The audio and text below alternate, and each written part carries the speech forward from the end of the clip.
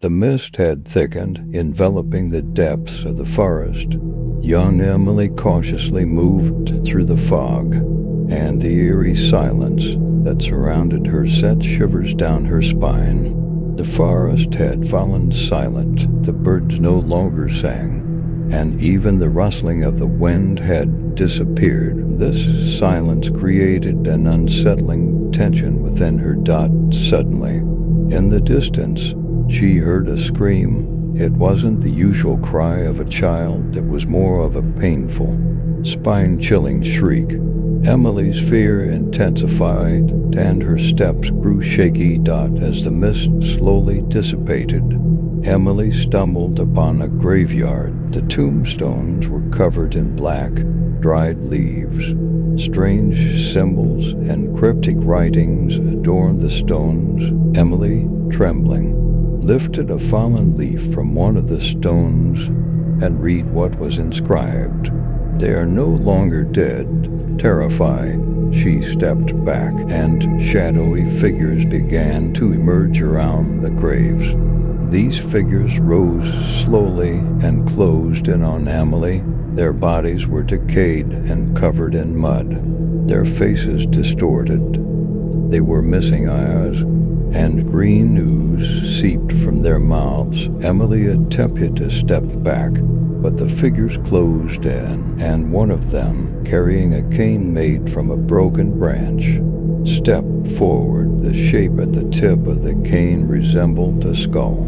In a voice that sounded like a whispered death, the figure asked, "What brought you here?" Emily, her voice trembling, replied, "I just want to get out of here. Please don't hurt me." The shadowy figures began whispering to each other, and then the leader spoke. "We won't let you go. We are here, and now you are with us." Panic-stricken, Emily began to run through the forest. It felt as though the mist was toying with her, not allowing her to escape. Eventually, breathless and exhausted, she came to a stop. Emily realized she was lost within the dense fog. Unable to proceed any further, the dark figures reappeared and slowly closed in as the mist thickened. The leader of the shadowy figures approached Emily with a cane made from a broken branch. The skull-like shape at the cane's tip had become even more pronounced. The figure's decaying face held a sinister smile, and its mouth was entirely rotted. It spoke in a voice that hissed like a whisper of death. "What brought you here?" Emily, with her voice trembling, replied, "I just want to get out of here. Please don't hurt me." The shadowy figures began to whisper among themselves. Then the leader said, "We won't let you go. We are here, and now you are with us."